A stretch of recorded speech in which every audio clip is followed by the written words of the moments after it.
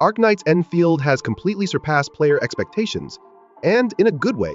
They've completely rewritten the initial story and made significant changes to the combat system, which have been well received by the players. Since the game is still in beta, we can expect more changes and updates upon the official release. However, the game already looks and plays so smoothly, which is something no one expected from a beta. But there is a massive issue with the gacha system, which we'll discuss in detail later in the video.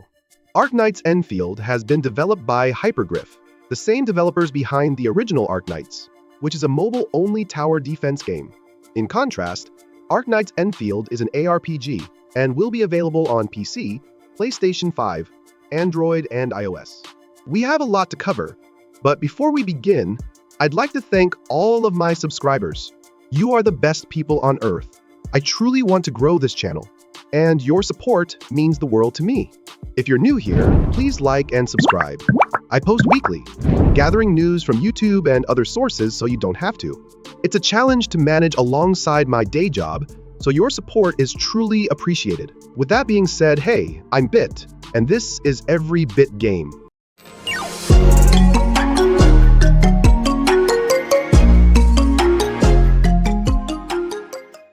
Now, just to set a bit of context, the original Arknights story took place on a planet called Terra.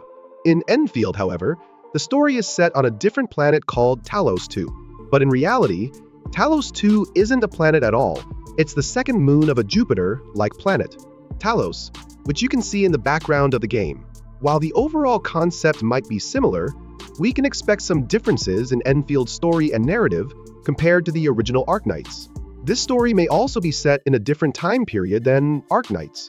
It's been confirmed that the people were teleported to Talos 152 years ago using a device called Ethergate, and they've been stuck here ever since, as the device is broken.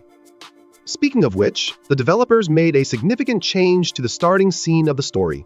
In the technical test, the story began with a plane crash, where the protagonist was in a hibernation chamber. The protagonist wakes up at the crash site and continues the story, only to later find out that it was all a dream. This left everyone wondering if the plane crash was also part of the dream.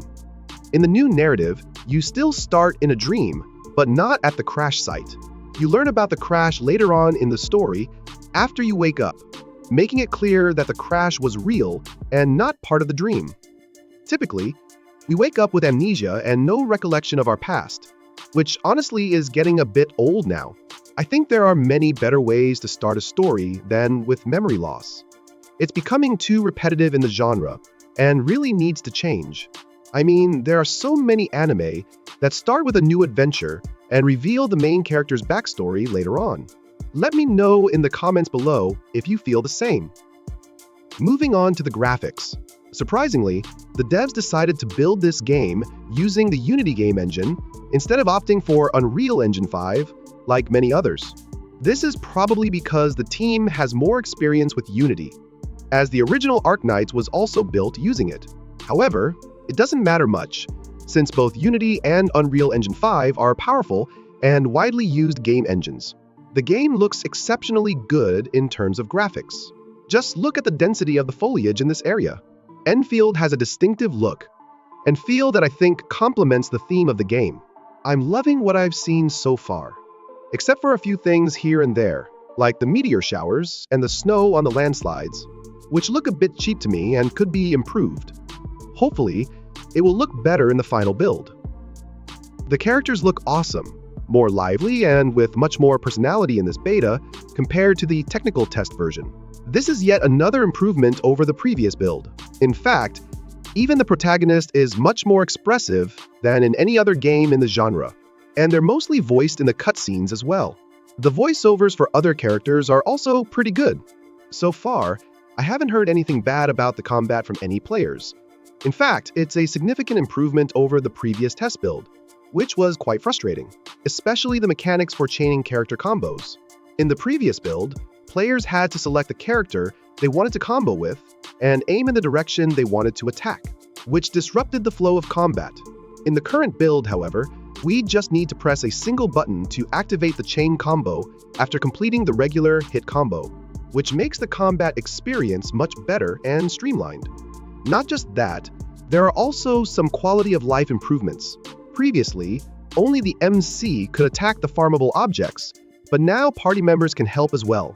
This is especially important for this game, as it's not going to be your typical ARPG. A good amount of effort will go into factory building to produce artillery like turrets and farm items.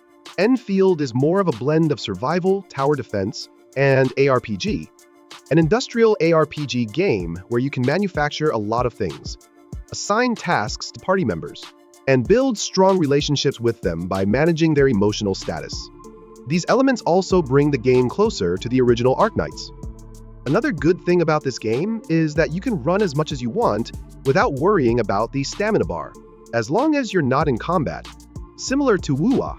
However, while in combat, the stamina bar is still there, and it's limited to only 2 bars, which I hope can be increased with upgrades, like in Breath of the Wild.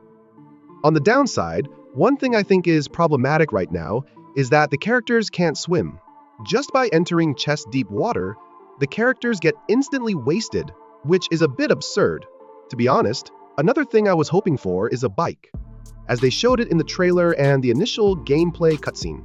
But then, they destroyed it in the cutscene near the end. No, why can't we have a bike to ride in the game? But certainly, that's not a major problem. The biggest concern right now is related to the Gacha system, which is very predatory at the moment. Mostly, everything is similar to a typical gacha game. But the biggest problem is that the limited time offer LTO banners have a 100% guarantee to give you the banner character on your 120th pull. However, this guarantee won't carry over to the next LTO banner and will reset to 0 whenever a new banner arrives.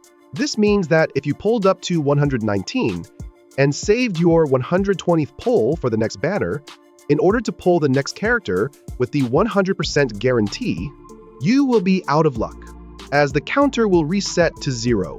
You will then have to pull another 120 times to reach the 100% guarantee. So far, the devs have been listening to players. So I really hope they will fix this too, because it's the only major problem with the game so far. Comment down below if you also want the gacha system to be fixed. I promise that if I get enough comments and likes on this video, I will reach out to the devs and tell them what we all want. Please like and subscribe because I really need it. And like I always say, games are more fun when we can enjoy them together and every bit of it. Until next time, see you in the next one.